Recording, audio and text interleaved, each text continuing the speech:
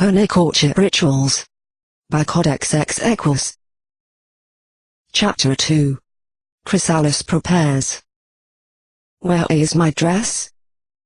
screeched Chrysalis, her voice echoing throughout the halls of the hive. "How long could you possibly take to find a simple dress?" Emerging from the cavernous closet, G22 745AA trotted over with a pile of silk and lace held in his magic. Chrysalis snatched it from his grasp before he was halfway across the room. Shaking it out, she began hurriedly shoving herself into the dress without the slightest thanks. Once she'd managed to get it at least mostly on her body, she rushed across the dressing room to stand in front of the wall-length mirror and anxiously look herself over. This dress, the fifth attempt, was light yellow.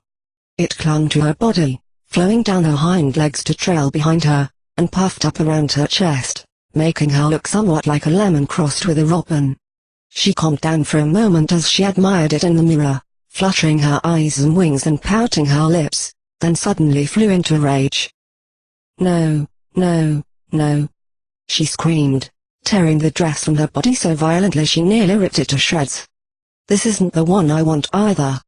How hard is it to find the exact dress I'm thinking of?" A few of the changelings around her frowned in concentration, trying to make sense of the disjointed, frantic series of dress images that were flooding the hive mind, while the rest simply rolled their eyes at each other and tried not to let their exasperation become evident, either mentally or visually. A pony viewing the scene would have been surprised at the changelings' lack of reaction to Chrysalis' ranting, berating and insulting. Twilight herself had felt the same way, and had intervened a number of times before being made to understand a few things about the relationship between the changelings and their queen. The first, of course, was love. Love was what bound changelings to the queen, the fuel for the link that, to them, was the same as life. Without love, there was no hive mind, and without the hive mind there were no changelings. It was inviolable, absolute, and ever-present, and no matter what their queen might say to them, questioning that love was unthinkable. The changelings also understood Chrysalis. They knew that the queen lacked the same control over her emotions that they had, and did not begrudge her ranting and venting. Almost subconsciously, they understood that her lack of control is what gave them theirs. By acting as a pressure valve of sorts on the hive mind, she let them maintain their facades, staying calm under even the most intense scrutiny of their disguises while out in the world feeding. In a very real way, her occasional screaming fits helped them all survive. Given that, and the fact that she spent an equal amount of time coddling and spoiling them, they could put up with a few insults when she got upset, or nervous, or just felt like it. The final reason, as with most things involving the changelings, was the hive mind. They knew, with no doubt whatsoever, that Chrysalis meant none of the things she said, no matter how vitriolic or crass she might get. They felt what she felt, and so they knew that in this case, she was raving out of fear and nervousness, not anger. They also knew that she was on the verge of collapsing and weeping due to sheer dread of what the night's end might bring, and much preferred her anger to that. That same access to the hive mind meant they knew how much pressure she was under, and that her anger about the dress, and the dozen or two other things she had raged about so far that night, was simply born out of anxiety. They felt her love and desire as their own, and were determined to do whatever they could to calm it. And so, G22 745AA waited patiently as Chrysalis finished removing the dress from her body. In a manner that, though violent in its movements, actually didn't damage the dress beyond the point where a few minutes with a needle and thread could repair it. And balled it tightly in her magic. Turning, she flung it at the hapless changeling with all her might. He stood still as the dress hit him full in the face, puffing out to float gently down over his head and body. Turning round, he trotted back into the closet, passing another changeling who was carrying a purple dress. Once again Chrysalis ripped the dress from a changeling's magic and tucked it onto her body. This dress was slinky and covered in sparkles, held up on her barrel by thin straps over her shoulders and slit on one hip to expose her left hind leg.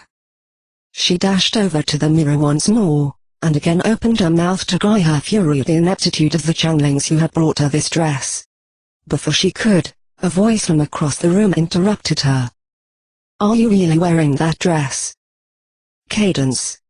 Chrysalis flew across the room once more, this time stopping to prance in front of an enormous vanity covered in makeup and jewelry.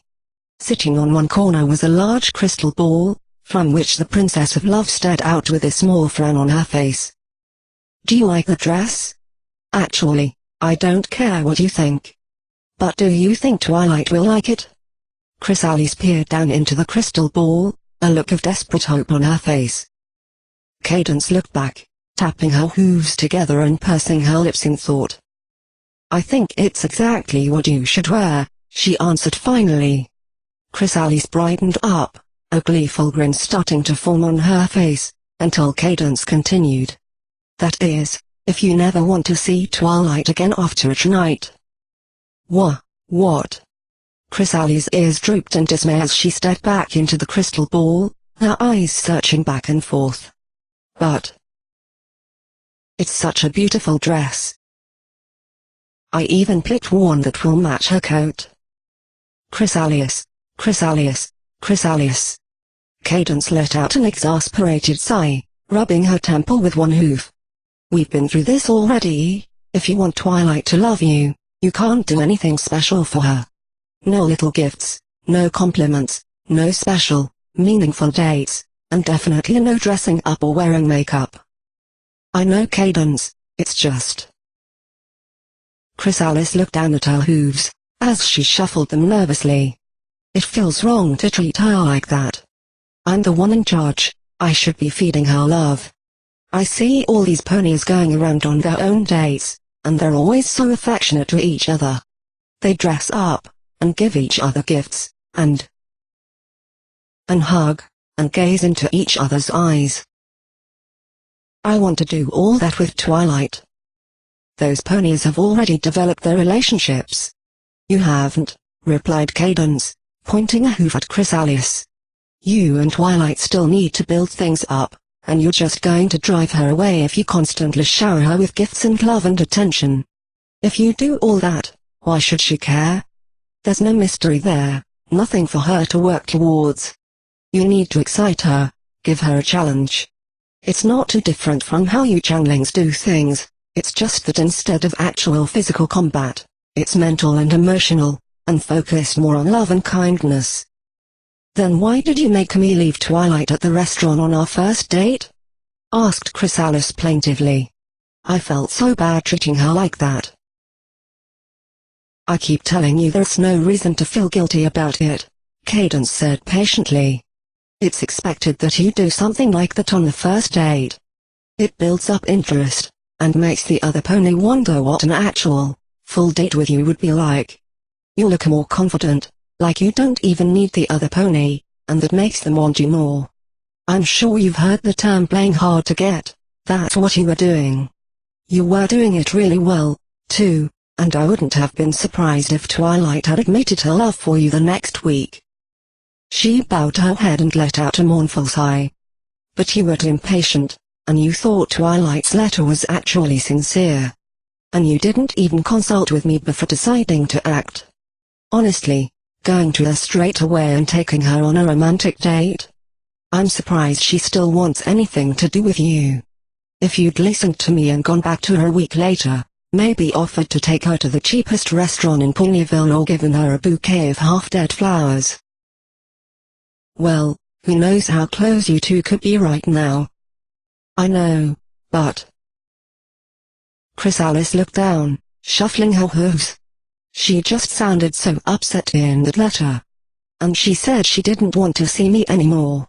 I couldn't just sit there and do nothing. "But that was exactly what you were supposed to do." Cadence shook her head sadly. "Your date a few weeks ago was just as bad." "Isn't this exciting?" gasped Chrysalis, the earring in her ear flashing in the spotlights as she clapped her hooves. "Oh, yeah," responded Twilight, trying to force interest into her voice as she stared at the two ponies who were grappling in the ring before her. "Wrestling is..." "Woo! I'm glad you're so excited," said Chrysalis, as one of the ponies finished pinning the other and both moved off stage. Because you are up next.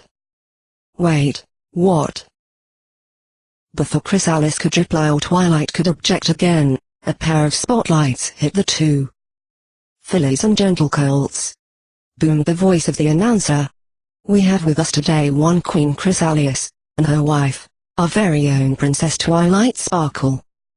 The crowd roared, and the announcer had to wait for the to calm down before he could continue. And Princess Twilight has agreed to an exhibition match against the current champion. I agreed to what? Twilight gave Chrysalis a look of combined confusion and anger. Have fun, chirped Chrysalis, pushing the protesting pony up into the ring. Okay, now, whispered Cadence, the earring Chrysalis wore carrying the princess's voice to her ears only. Make sure to cheer for her opponent, and cheer loudly. What? But she. Remember, you can't let her know you care. The best way to do that is to make it clear you want the champ to win rather than her. I guess. Chrysalis turned to face the ring, raising her head as she called out hesitantly, Go champ. The crowd was still making noise, and Chrysalis hadn't particularly tried to be heard over them, but her voice was distinct enough that it carried to Twilight, who turned to look at her in disbelief. You should win, champ. Chrysalis faltered under Twilight's hurt, uncomprehending stare, but before either could act the telltale sound and flash of light of a teleport spell came from behind Twilight, and she was eclipsed by a shadow. And now, introducing the champion of the Equestrian Wrestling Federation. The announcer's voice filled the auditorium, drowning out anything Twilight or Chrysalis might have said. The Terror of Tartarus, the pony who once wrestled an Ursa Minor to a standstill. You know her, you love her. The Mad Unicorn. Gulping, Twilight turned around, then immediately shrunk back. An enormous unicorn loomed over her, seemingly as tall as Celestia, and layered with so much muscle she looked like two Big Macs standing side by side. Her coat was steel gray, her mane a bright yellow, pulled back tightly into a simple ponytail, and her actual ponytail was braided so tight it looked like a whip. Slowly, she leaned forward until she was face to face with Twilight, bending nearly in half to do so. I will break you, little pony, she rumbled in a heavy accent. Twilight scrambled backwards, eyes wide, and instinctively tried to teleport away. Instead of appearing somewhere else, a burst of sparks came from her horn. It looks like the suppression runs are in good working order, said the announcer over the speakers. No magic or flying for either competitor in the ring. This is a contest of physical strength, after all. Lumbering forward, the Mad Unicorn advanced on Twilight, who continued to retreat backwards.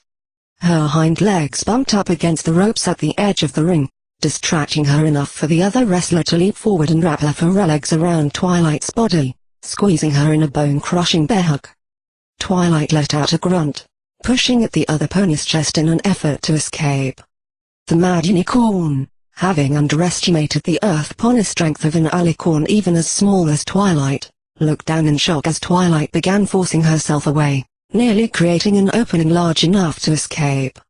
Before she could, the Mad Unicorn swung around and fell forward, slamming them both to the mat with herself on top. Oh no!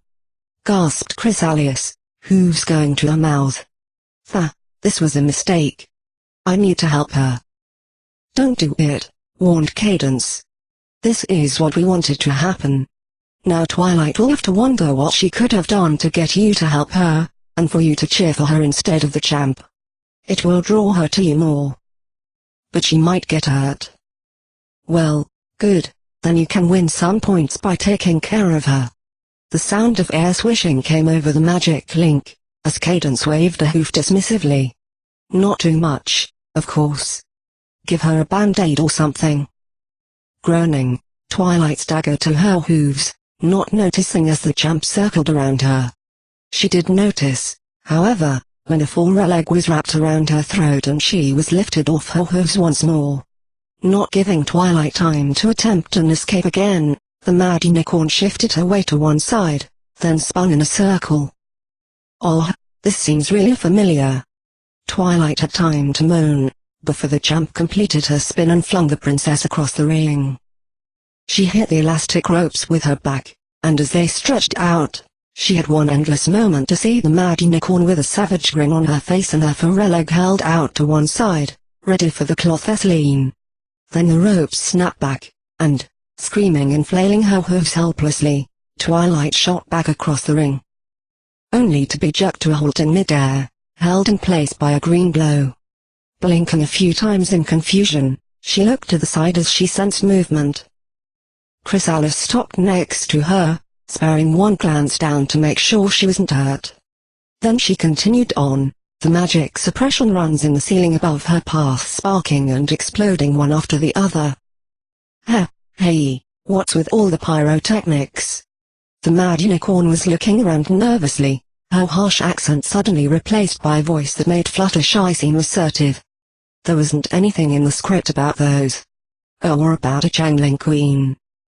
"Well, you see, I think I made a mistake when I signed Twilight up for this," purred Chrysalis, and while her grin was every bit as savage as the mad unicorn's had been, it also held an unreasonable amount of glee. "Maybe you need to fight someone your own size." "I can't believe you got us banned from the arena." "For life," complained Twilight, stomping down the Canterlot Street. "You know how long that is for us." "You're not hurt, are you?" asked Chrysalis worriedly, nearly cantering as she tried to keep up with Twilight. "Don't try to change the subject," snapped Twilight. They trotted along in silence for a moment, then she lowered her head and sighed. "I'm sorry, Chrysalis. I'm just upset. I know you meant well, but attacking Samponu isn't the right thing to do." "But you're not hurt, right?" Twilight tried her best to stay disapproving, but a small snort of laughter came out of her mouth, and she smiled. No, I wasn't hurt. And thank you for saving me. Even if you really didn't need to." She leaned over, resting her head against Chrysalis' shoulder momentarily. The queen looked down at her in surprise, then smiled, the chitin on her face darkening in a blush. Cadence's voice came through the earring, objecting and telling her to push Twilight away, but Chrysalis suddenly found it much easier to ignore the princess's advice. "I mean, facing down the champ to protect me. That takes some real bravery," Twilight continued teasingly, straightening back up to walk normally again. "Huh. Some champion." Chrysalis raised her nose into the air with a sniff, a slight sneer on her face. "I have followed her career for years, and for a pony that single-hoofedly beat Princess Smash and the Griffin Grappler at the same time, she hardly put up a fight. You do know wrestling is fake, right?" "What?" cried Chrysalis in dismay. "Oh, that night was just perfect," said Chrysalis dreamily, gazing off into the distance. "We didn't have anything else to do, so we just talked, while walking around the city. I've never done that before with anyone, but with Twilight it was amazing. Of course, just being around her is like that. And that was one of the only times she let me kiss her goodnight." Chrysalis stopped talking with a long, happy sigh, which was interrupted by Cadence letting out a snort. "Well, I'm glad you enjoyed it," she said, with narrowed eyes, "because it might have been the last night you spend with her." "Cadence," moaned Chrysalis. "Well, you ignored almost everything I said. You saved Twilight. No doubt making her feel that you don't trust her to take care of herself. You spent the night having meaningful conversations with her. It's like you don't love her at all." "You know that's not true." Chrysalis stomped her hoof on the floor, power crackling along her body. "She means everything to me. I would do anything for her. I have done everything for her, given up most of my plans of conquest, held back from killing all you princesses, tried my best to let my changelings interact peacefully with those weak ponies. Just asking to be kidnapped, to be replaced and give up all their delicious love. She paused for a moment, licking her lips, and a buzzing came from around the room as the changelings fluttered their wings and twitched their hooves. But that doesn't matter. She continued after a moment. I gave all that up for Twilight, because she wanted me to. Because she said we could get that love freely, and I trusted her. I'll love her. I'll love her more than anything, as much as I love the hive and all my children. All I want to do is spend my life with her. All I want to do is make her happy. Cadence wore what looked to be a wide smile on her face. The sound of teeth grinding came faintly through the crystal ball, but though a few of the changelings cocked their heads curiously at the almost inaudible sound, none said anything. After a moment, Cadence took a deep breath and let it out in a sigh. I wish you would try harder at this, Chrysalis, she said in a soft voice, her head lowered. I'm trying to help you. And I'm trying to help Twilight most of all. If you aren't going to take my advice, I might have to do something else. I'm trying, Cadence, protested Chrysalis. But so much of what you say just doesn't make sense to me. Okay, Cadence smiled indulgently at Chrysalis. Do you need me to explain how ponies date and court again? Maybe, said Chrysalis, giving a hesitant nod and sitting down on her haunches in front of the crystal ball. Changelings swarmed around her, sitting up attentively as well. Now then, what are changeling relationships based on? Dominance, declared Chrysalis, shooting back to her hooves and sending changelings flying in all directions. I am the queen of this hive. And I defeated Twilight in combat, making me her queen as well. As hive queen, it is my duty to find love for my children to feed on. As Twilight's queen, I must provide for her every need, giving her all my love, catering to her every whim. Okay, that's enough, I understand, said Cadence soothingly, motioning the changeling back down with one hoof.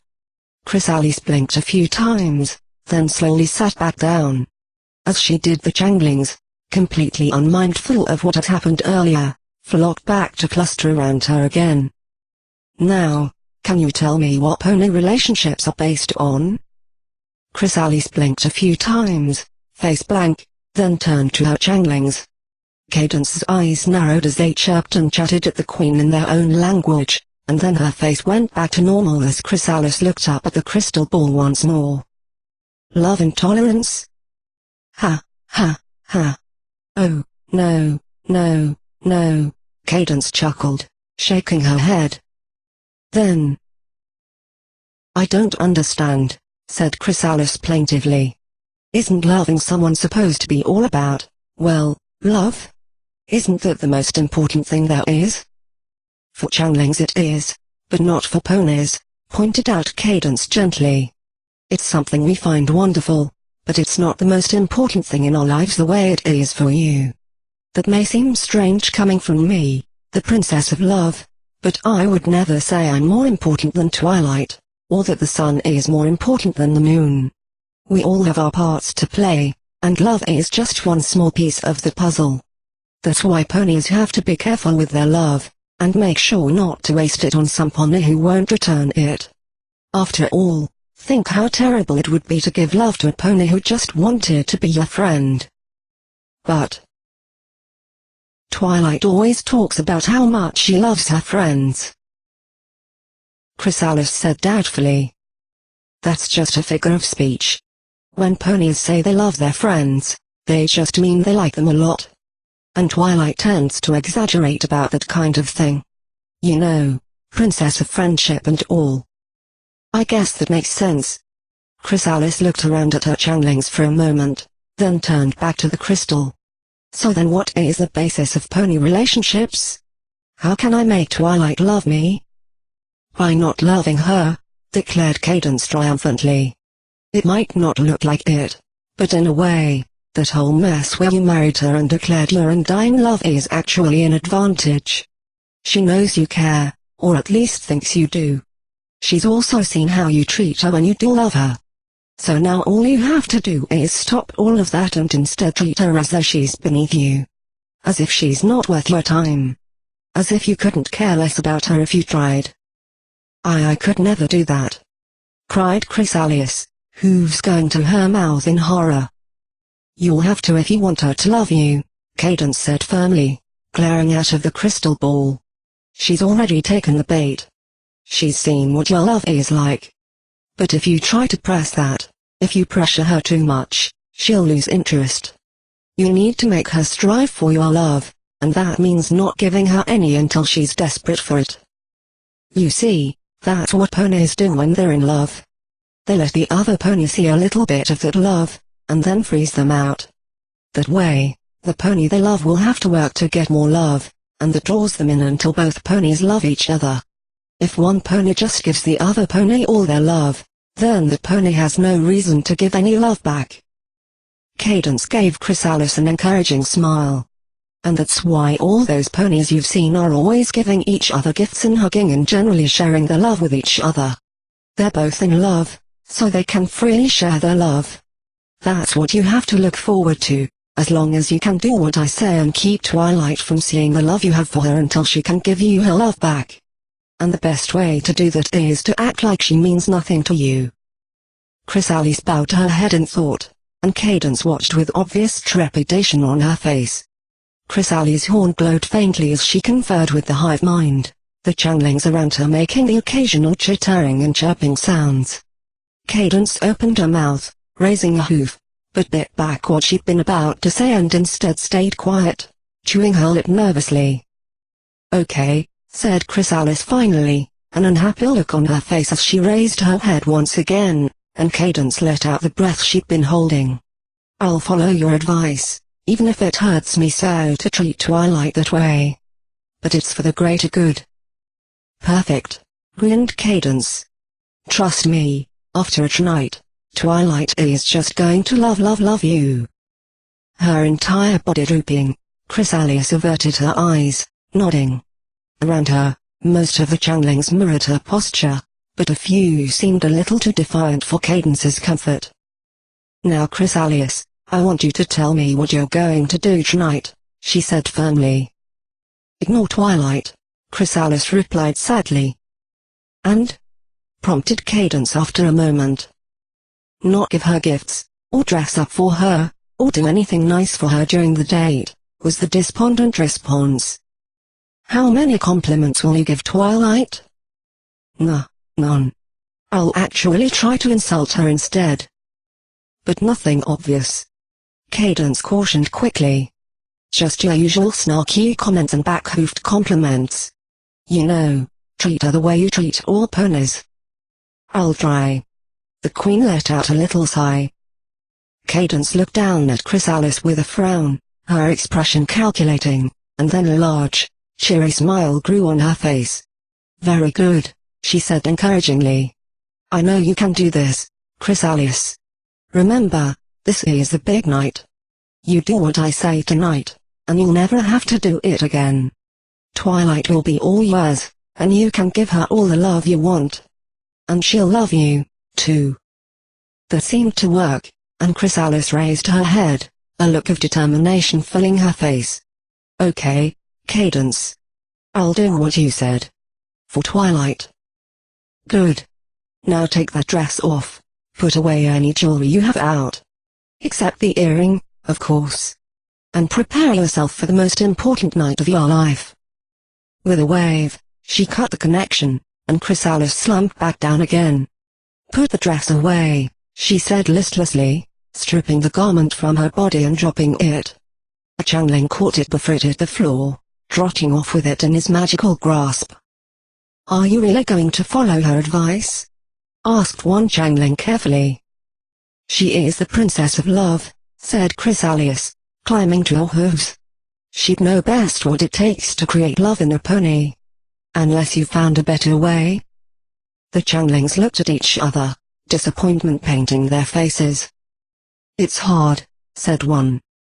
We have tried impersonating ponies who don't have any loved ones, to try to get new ones for them, But it didn't work out, said another. They grew up learning all the social context and cues. We can't just learn it all in a few months. ILS 934 GJ found a bunch of ponies who are interested in his disguise, added in a third. But apparently something bad happened. He just says he saw things that no Changling should see, and that's all he'll say. He's even cut himself off from the hive mind. Then we'll stick with Cadence's suggestions. It might not feel right, but obviously ponies do things much different than us. Twilight made that clear, at least. Chrysalis finished with a sigh. Are you sure you don't want to wear something? Queried a Changling. I'm sure you could get away with a bow in your hair, or maybe. Cadence said no, said Chrysalis severely. I need to do what she says if I'm going to have a hope of winning Twilight's heart. She glanced over at the vanity nervously. Besides, as long as I wear that earring, she'll see and hear everything I do. I can't take the chance of angering her and losing her help. Imagine if that happened in the middle of the date. The Changlings looked at each other. Well, said one hesitantly, she can't smell through the earring, can she? Chrysalis perked up. Of course, she exclaimed gleefully. Her horn lit up, and an entire section of wall folded back to reveal shelf after shelf of bottles. She trotted into the little alcove, browsing through the various perfumes. Now, we need something a pony would like. Something Twilight would like, she muttered half to herself. Books? Suggested a Changling. Don't ponies like crystals? I think that was just one of them. We're trying to make Twilight fall in love with our queen, yes. She should use the love scent. Ponies like love, too. Ooh, that's a good idea. Wait, can ponies even smell love? In the end, Chrysalis ended up with 2 bottles of scent. Him. She looked back and forth between the two. Wild jasmine might be nice. I know ponies like flowers as snacks, and they're also romantic. Jasmine doesn't grow near Equestria, either, so the fact that it's from a faraway land might impress her. She'll think it's exotic. She looked at the other bottle. But dead manticore. Manticories prey on ponies, so the scent of a dead one should put her at ease.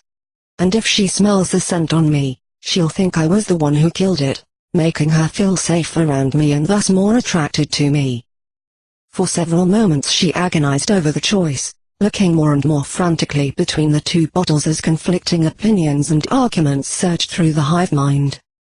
Finally, things began to calm down, and a consensus was reached. Nodding firmly, Chrysalis passed one bottle to a nearby Changling and opened the one she had kept. Carefully, she extracted a swab, and dabbed the smallest bit on either side of her neck, just above her scent patches. Too much would overwhelm her pheromone receptors, an experience she was not eager to repeat, but a small amount, mixed with her own scent, would be safe. And, as a bonus, it would be spread that much easier, as it was carried with her scent. How's this? She asked, turning to the gathered Changlings.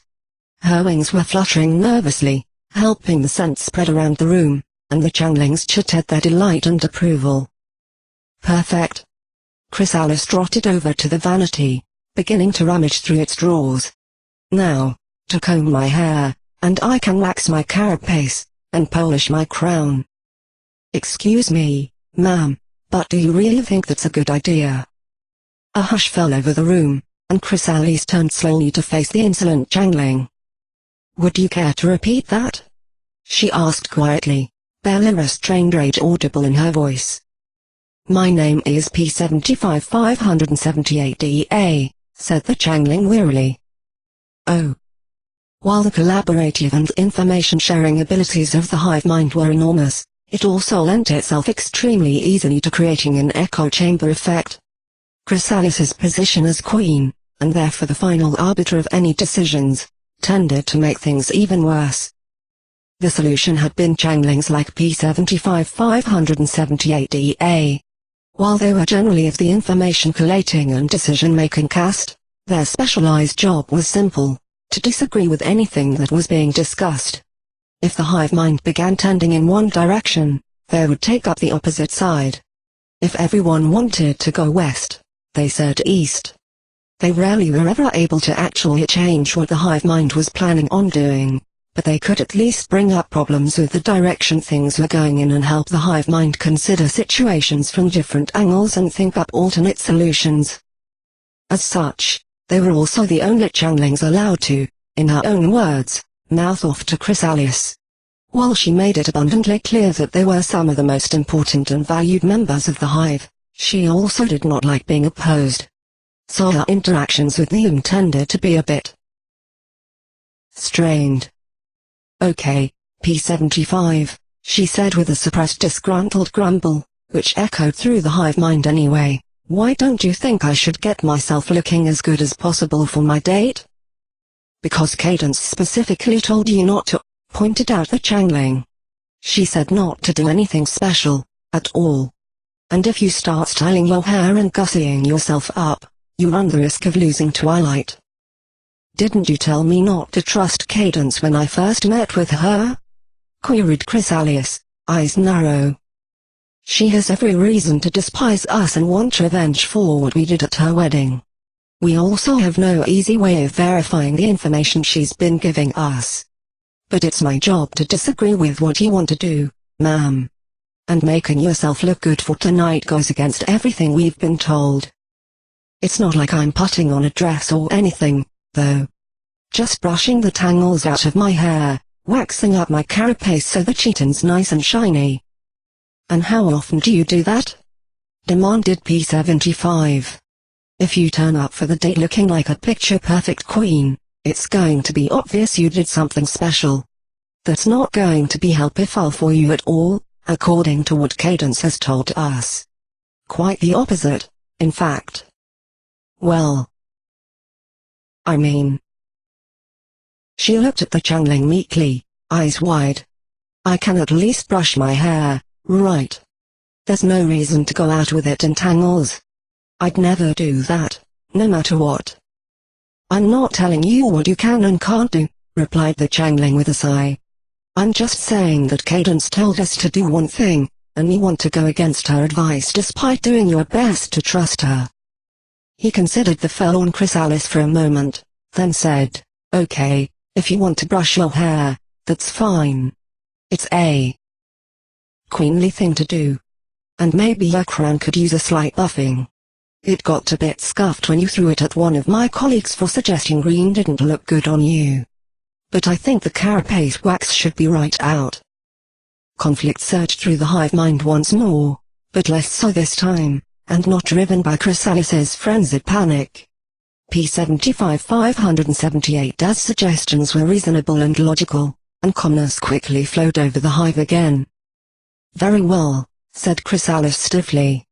"I will not wax my carapace, and my crown shall only receive a modest buffing. But my mane shall be brushed, 100 strokes from each changeling."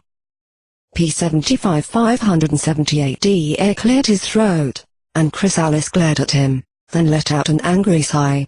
"Fine, fine. A normal brushing, so that it is no longer apparent that I put on and took off several dozen dresses just now. Is that good? Is that okay with you?" P75 nodded and smiled, and Chrysalis whirled away with a huff. After a moment, though, she turned back. "And thank you, P75 578 she said, a strange expression on her face. "I know you're helping, and I appreciate it." Every changeling in the room stared at her, mouths gaping open, and she quirked an eyebrow up at them. "What's the matter with all of you? You've never actually thanked any of us out loud before," said P75 cautiously. "Normally you just let us know how you feel through the hive mind." "You sounded like a pony just now," a changeling said. "I think Twilight's rubbing off on you," said another teasingly. That's enough out of all of you," barked Chrysalis, face darkened from a blush. I can always send you off to dig more tunnels without any safety equipment. Get to work, you know what you have to do." The queen stretched out on the floor, eyes half lidded in contentment, as changelings surrounded her and began their ministrations. Several groups gathered at her head and tail, pulling soft bristled brushes through her mane and making sure its holes were smooth and round. Her crown, meanwhile, was in the middle of 3 changelings fight over the polishing cloth, tugging it in every direction. Chrysalis let her eyes slip fully closed, feeling truly relaxed for the first time in days. The hive mind was confident and gleeful. Cadence was providing her with all the insight she needed on how ponies worked, and it looked like everything about this night was going to go just perfect.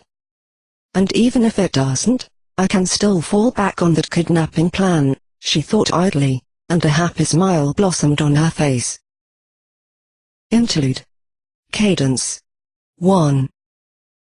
Cadence turned away from the deactivated crystal ball, stomping across the room of her small apartment. She tried taking deep breaths, mirroring the motion of her chest with one hoof, but even her go-to calming technique could do nothing when her teeth were clenched tight enough to crush boulders. Giving up, she scooped a pile of darts up in her magic and began to peg them into a picture of Chrysalis that was pinned to a dartboard across the room. Why does Chrysalis have to ruin every single thing? With each word, she slammed a dart into the picture with a wall-rattling thump. First had been her wedding. The day she had dreamed of since even before becoming a princess and the literal embodiment of love. The day that should have been perfect. Instead, she'd been kidnapped, not unconscious, locked in a cave beneath Canterlot, half-starved, had her husband to be brainwashed and nearly stolen from her, had her aunt knocked out and imprisoned, and to top everything off, the kingdom that was a responsibility had been taken, however briefly, away from her. But that hadn't been enough. Oh, no. Now Queen Chrysalis was back, attacking Cadence's family once again, this time going after her very own sister-in-law. Cadence's shock at reading Shining Armor's letter about Twilight's marriage had quickly given way to a burning, molten anger, as she contemplated all the horrible ways the changeling had warped the minds of those closest to her. She'd immediately made plans to head for Canterlot to free them, only to be hit with another shock as a wedding invitation arrived less than a day later. Clearly the corruption had spread further than she thought, and so she had spent days readying herself, girding her mind with spells to resist whatever tricks Chrysalis tried this time, fortifying her body with powerful shields, and steeling herself against the prospect of Chrysalis using her own family against her. To her surprise, Chrysalis had sought her out as soon as she'd arrived in Canterlot. Cadence had agreed, and spent hours scouting out the meeting location, preparing wards, planning escape routes, and getting a feel for the type of ponies in the tavern to see if any were changelings. With a deep breath, senses on full alert, suspicious and cautious of everything, she had gone in to meet Queen Chrysalis face to face. What she had been met with instead had been the cruelest, most twisted joke of all. The changeling actually thought she was in love with Twilight. It would have been funny, if it hadn't been both so sad and so incredibly dangerous. As long as she held the delusion that she was capable of love, Chrysalis was a threat to Canterlot and every pony in Equestria. Motivated solely by a lust for power, the queen had come within a hair of conquering the kingdom. But if her love was rejected, if her despair and anger caused her to start lashing out, if it became personal. Chrysalis had explained everything that had happened, her wedding to Twilight, Twilight's confession that she wasn't actually in love with Chrysalis, and Chrysalis' declaration that she would win Twilight's heart. As she'd listened to the changeling's story and plea for assistance, a plan had crystallized in Cadence's mind. She would give Chrysalis advice. Advice that would prove to Twilight once and for all that the changeling was incapable of love, that she was as uncaring and callous as Cadence knew she was. It was the best chance to get the whole mess cleared up without violence. The changeling's illusion of love would force her to accept Twilight's rejection and she would slink off back to her hive, and every pony would be happy. And the near collapse of the plan was what had Cadence so infuriated. The changeling had had the arrogance, the sheer, unmitigated gall, to reject her advice. Her, the Princess of Love herself. The first date had gone perfectly. Chrysalis had done everything Cadence had told her to through the magical earring, being her usual cold, dismissive self. Convincing the Changling to leave in the middle of the meal had taken some doing. She'd had to spring that idea on Chrysalis without warning, because if she'd told her Befaradhoof there would have been nothing but argument, followed by a failure to actually accomplish the task. But by giving her the order in the middle of the dinner, she'd been able to pressure Chrysalis, ordering her to either leave or make do without advice. Reluctant and dragging her hooves, Chrysalis had complied, and Cadence had spent the rest of the night giggling with glee at how well everything had gone. But the next day, disaster had struck. Panicked by Twilight's letter, Chrysalis hadn't even bothered to consult with Cadence before heading out to abduct the princess and take her on another date. And somehow, she had actually managed to come up with a meaningful and romantic date, completely undoing all of Cadence's work from the night before. She might have even made grand on tricking Twilight into loving her. Cadence had been livid, and had verbally torn a strip off Chrysalis's hide. Well, carapace. But the Changling had just nodded sadly, acting apologetic while still stubbornly refusing to admit she was wrong. Things had not gone well after that. Every bit of progress Cadence made was undone by Chrysalis either refusing to obey her commands or going rogue on a date and ignoring repeated orders to stop treating Twilight with kindness. Cadence reprimanded Chrysalis each time it happened, but there was a limit to how far she could go. No matter what she threatened, she couldn't actually abandon the Changling to her own devices. She hadn't even dared trying to push Chrysalis into doing something as extreme as leaving Twilight during a date, either. If she had, and Chrysalis refused, the Changling might have figured out how powerless Cadence actually was in their relationship. So she had to sit there, watching through the crystal ball and fuming, as the Changling pretended to love her sister. As the Changling pretended she had a heart. Cadence sighed, trotting over to pull the darts out of the board and inspect the picture. In it, Chrysalis was snarling. For some reason, she was always snarling in every photo that was taken of her. And thanks to the darts, she currently had more holes in the picture than she did in real life.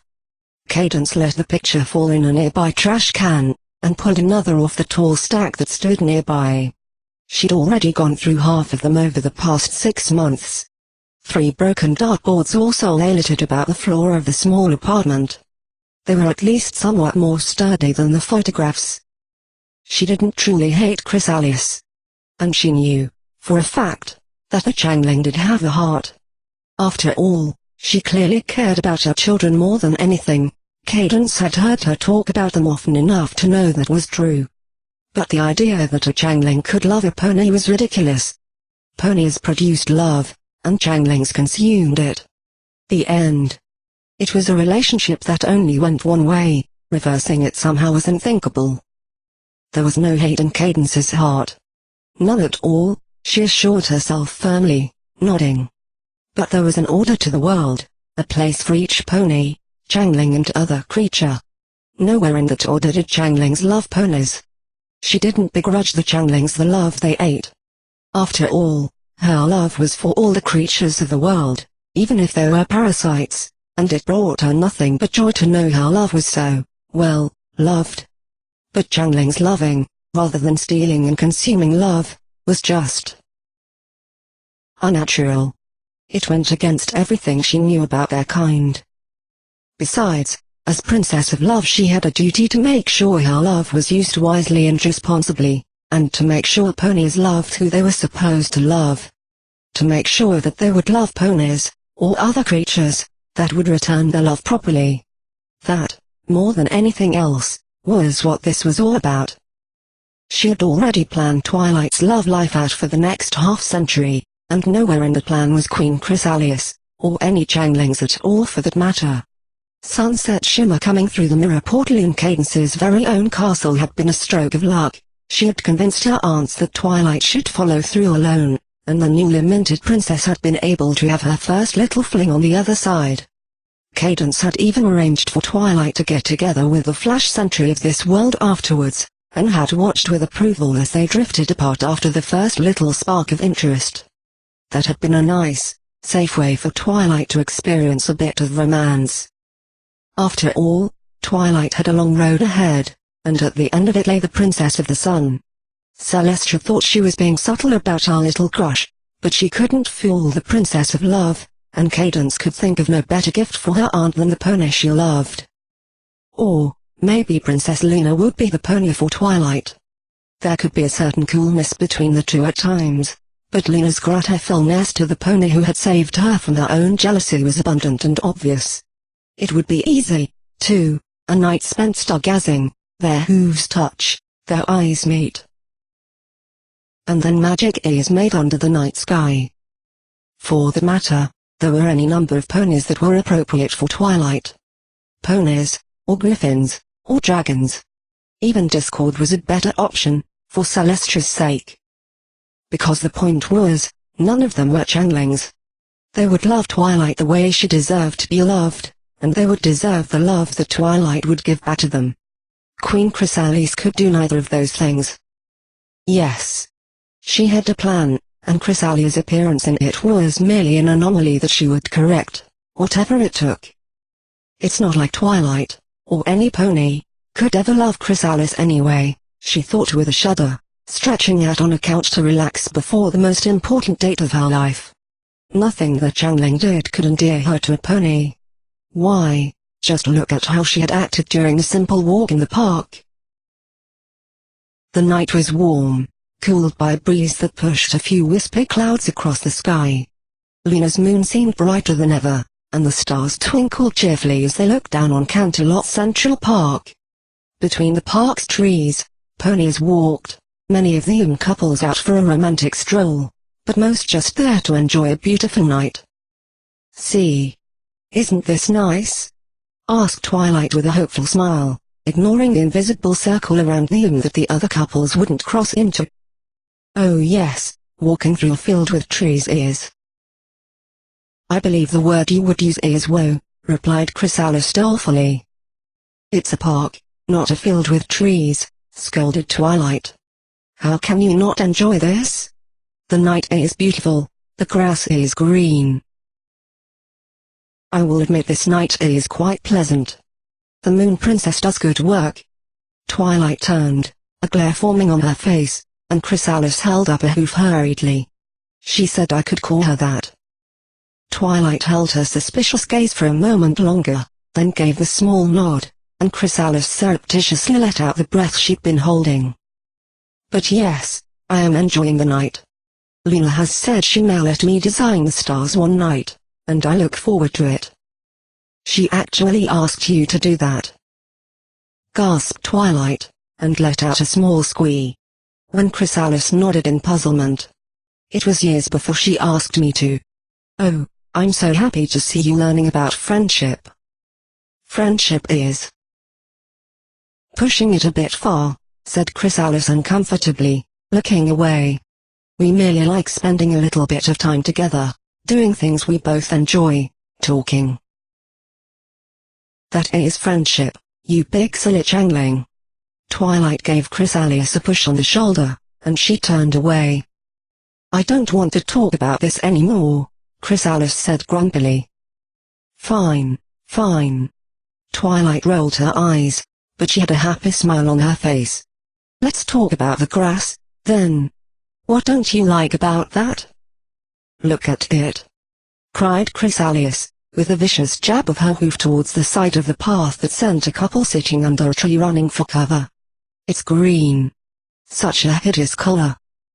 But I've never seen anything more green than the inside of your hive, and you're almost half green." "Those are proper greens," declared Chrysalis imperiously. "The greens of my eyes, my mane, my shell. The green of slime, shimmering gently on a hive wall, the green of a pod filled with a fresh victim." "Okay, those are all good greens," Twilight said hurriedly, glancing around at their fellow walkers, who were now shying away more than ever. "What's wrong with the grass's green?"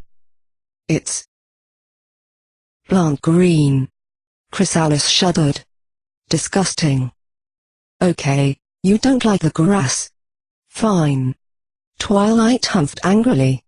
Maybe we should just call this night off right here, then. I would be more than glad to, sneered Chrysalis, and Twilight spun to face her, face shocked and hurt. No, wait. I mean, don't leave. Please. I do like it here. Because you're here. She smiled pleadingly, the ear that she wore an earring in flicking as though shooing away a fly, and finally Twilight smiled back. Okay. I'm sorry, I shouldn't have said that anyway. And I like being here with you too.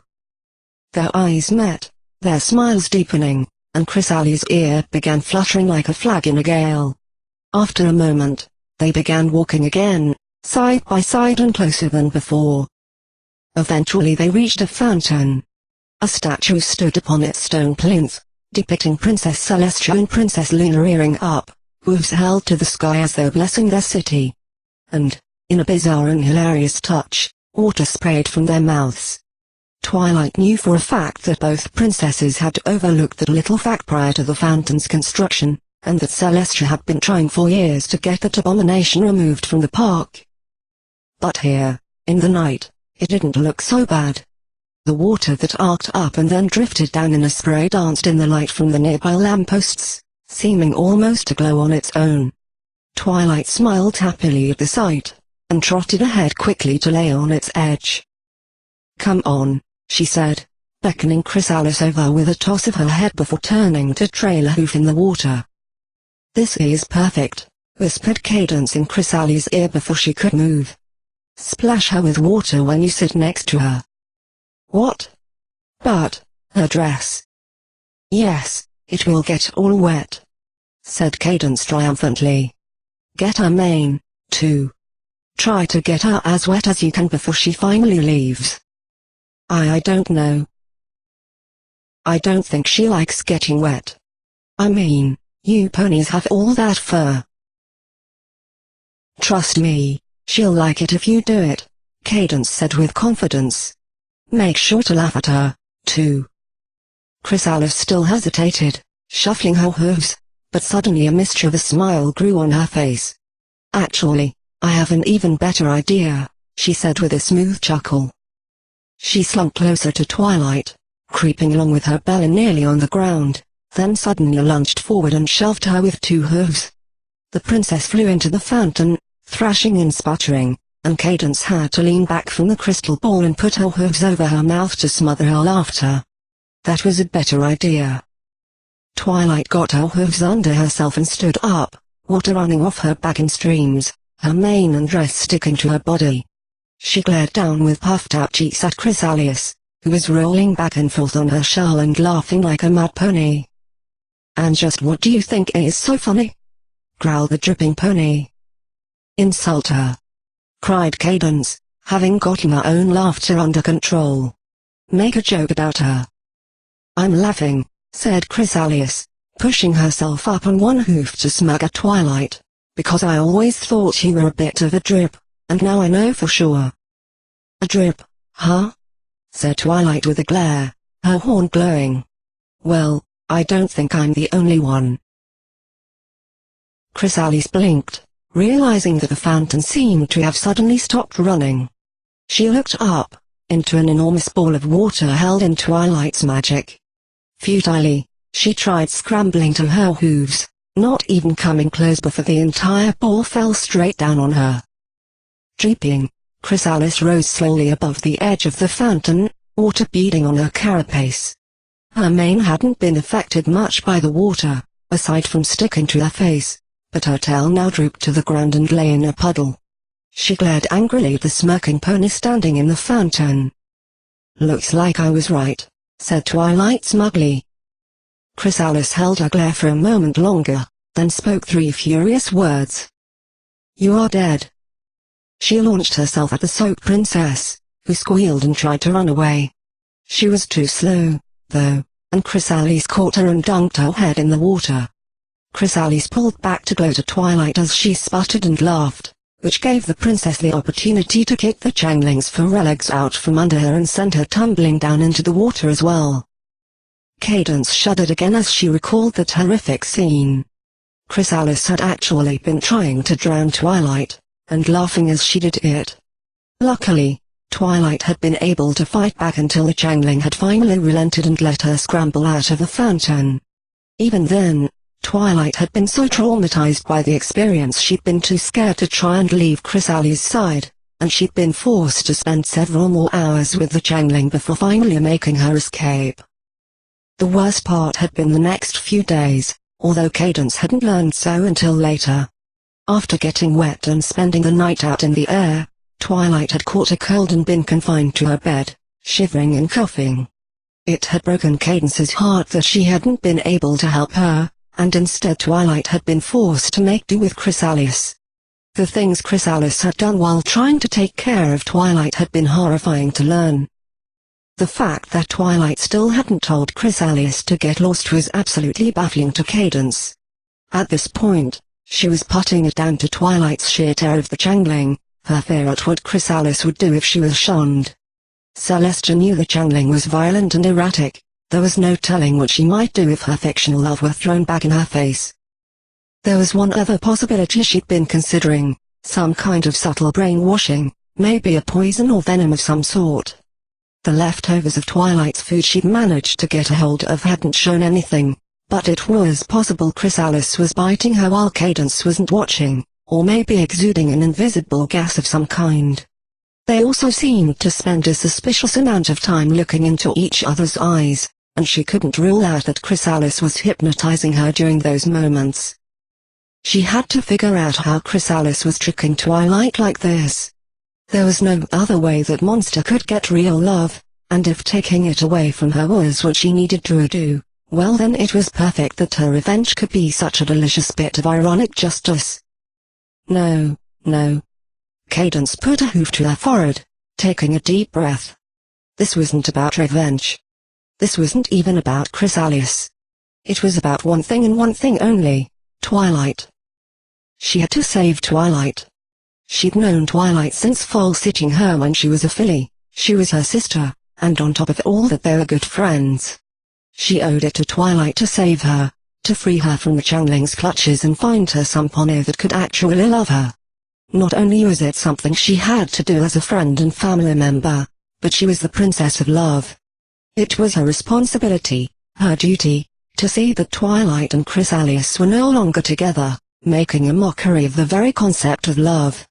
It didn't matter what she had to do to stop them, either. She had justice and righteousness on her side.